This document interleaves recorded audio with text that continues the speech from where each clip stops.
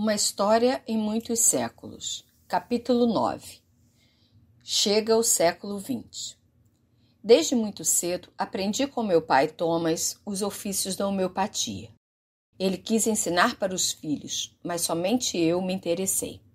Meu avô, Henrique, era médico, mas não conhecia a homeopatia. E o primo de meu pai, Joaquim Carlos Travassos, também desenvolveu na ilha essa modalidade da medicina.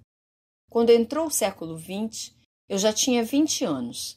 Nasci na fazenda da Longa, em 1880.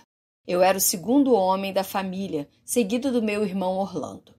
Eu tinha 9 anos quando o Império caiu e quando Dom Pedro II passou sua última noite no Brasil antes de partir para o exílio.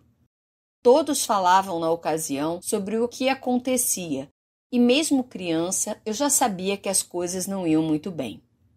Em 1888, eu vi os comentários sobre a libertação dos escravos. Meu pai ainda tinha escravos e eu acompanhei as negociações dos que ficavam trabalhando conosco e dos que saíam. Carlota, nossa querida, amiga de minha avó, morreu em 1899. Era uma mulher livre, mas ficou conosco. Ajudara a cuidar de todos da família, de meu pai, de mim e de meus irmãos. O dia de sua morte foi muito triste para todos. Quando me casei no papel, em 1921, meu pai e mãe já tinham morrido. Eu já tinha 41 anos e vivia com Sebastiana Airosa Travassos e possuía as minhas filhas, Maria, de 11 anos, Antônia, de 8 anos, Maria da Guia, de 5 anos, as gêmeas Laura e Zuleika, de 4 anos, Rosaura, de 3 e Leonina, de 1 ano. Eram 7 mulheres. A vida tinha mudado muito. Eu havia estudado e cuidava da fazenda com seu engenho de aguardente. A ilha havia se transformado em 1909 em colônia correcional e muitos filhos dos antigos habitantes viravam guardas e outros tipos de mão de obra para receber os prisioneiros em Dois Rios. Até meu irmão Orlando virou guarda naquele lugar que era considerado um horror. Eu tinha sido nomeado primeiro suplente de delegado em Angra dos Reis em 1907 e tinha logo me casado, e minha primeira filha nascida em 1910. No cargo eu cumpria as funções que me mandavam e muitas vezes, quando o delegado falava, eu era obrigada a conduzir diligências para capturar presos que fugiam da colônia de Dois Rios. A colônia foi criada para corrigir alcoólatras, desempregados, biscateiros, indivíduos doentes, trabalhadores pobres, mendigos, vagabundos, capoeiras, ladrões, caftens e prostitutas. No início do período republicano, estes eram os indivíduos que ameaçavam as autoridades por se colocarem como peças fora da engrenagem. Eles não se adaptaram ao ideal construído de progresso e democracia. Exigia-se da população atributos nem sempre valorizados, como competição, trabalho, sucesso e excelência. O progresso reivindicava do cidadão uma racionalidade que, embora dita natural ou universal, foi não só rejeitada, como encontrou resistência.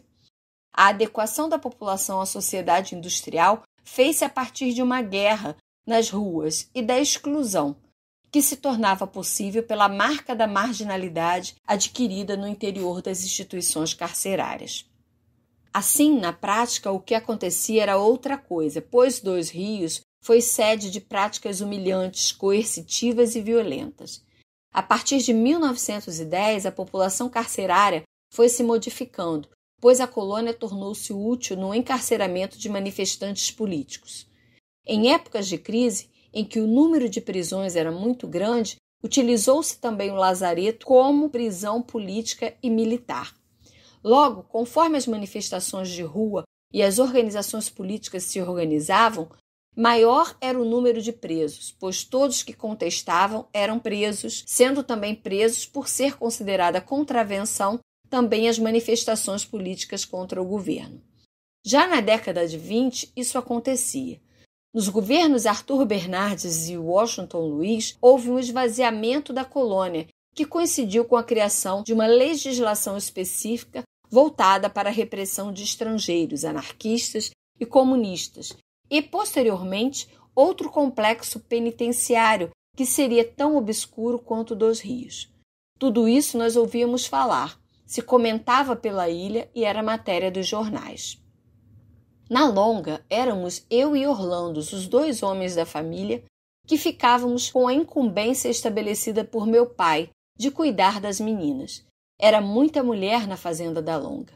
Além de minhas filhas e as de meu irmão, tinham nossas irmãs que não tinham se casado. Meu pai teve Rinalda Arabella McCormick, Francisca Joaquina McCormick, Laura McCormick, Otília McCormick, Eponina McCormick, Antônia McCormick, Orlando McCormick e eu, Otávio Norval McCormick. Meu irmão Orlando passou então a trabalhar nos Correios do Presídio. Ele era bem irlandês em sua aparência de estatura média, quase gordo, cabelos claros e olhos ralos, olhos muito azuis, bastante corado e sardento ao extremo. Gostava de tomar suas caninhas. Tinha temperamento alegre, porém perdia o bom humor quando lhe diziam não compreender por que os irlandeses não lutavam contra os alemães. Respondia vociferante: os irlandeses do sul não são ingleses. Um dia ainda seremos independentes. Era um homem inteligente, conversador e parecia estar sempre a par dos acontecimentos nacionais e internacionais. Lia todos os jornais que podia e era assíduo nos almanaques farmacêuticos. Ressaltava sua qualidade de irlandês. Vestia-se modestamente como todo caipira da Ilha Grande. Para identificar sua origem, usava um chapéu de palha dobrado ao lado da cabeça e, para ficar à dobra, colocava uma flor de cor berrante. Era casado com sua mulher de tipo caboclo, Otília, e tinha muitos filhos.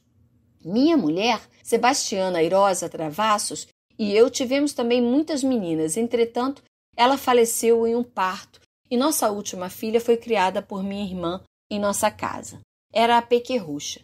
Nesse tempo, eu já havia começado, além da indústria de aguardente, a tratar o peixe. Na Baía da Ilha Grande, a quantidade de peixe era enorme, principalmente de sardinha. Nesse tempo, também começaram a aparecer pela ilha alguns japoneses que se interessaram muito pelo peixe e sabiam tratá-lo, mas também alguns gregos que aqui chegaram e nos auxiliaram nesse trabalho. Montamos então uma indústria de salga e esta foi organizada aqui pelo grego Croquidax, que possuía então uma fábrica no Abraão. Jorge Croquidax chegou como imigrante passando antes pela Argentina. Com ele outros aqui na ilha, como os coracaques e os cocotóis. Alguns se dedicavam à indústria de peixe e outros à navegação. Como nós, de ascendência irlandesa, também os gregos se sentem mais à vontade quando migram e vão habitar em uma ilha. E na Ilha Grande tinham tudo para ficar bem. Foi então que dei em casamento uma de minhas filhas para o Jorge Croquidax. Ele era então um industrial, tinha indústria de salga no Abraão e tinha ficado viúvo. Todos sabiam da história, mas ele e Antônia se encantaram. Jorge Croquidax chegou a Longa para nos ajudar a construir a fábrica e também atraído pelo que diziam das mulheres da Longa, em especial minhas filhas. Em suma, dei Antônia em casamento a ele e em 1936 tive minha primeira neta dessa união, pois seriam outras tantas. Todavia, a sorte para ele não era muito boa. Muitos negócios, saídas e voltas que nem sempre me deixavam contente. Até que no período da Segunda Guerra permaneceram quietos na Longa, pois a perseguição aos estrangeiros fazia com que ele procurasse trabalhar pela ilha, o que também teve a colaboração da instalação das fábricas de sardinha na região. Minhas filhas casaram-se todas na Longa, algumas com guardas. Sinhá casou-se com Sanhaço e teve muitos filhos. Ela e Antônia eram muito amigas.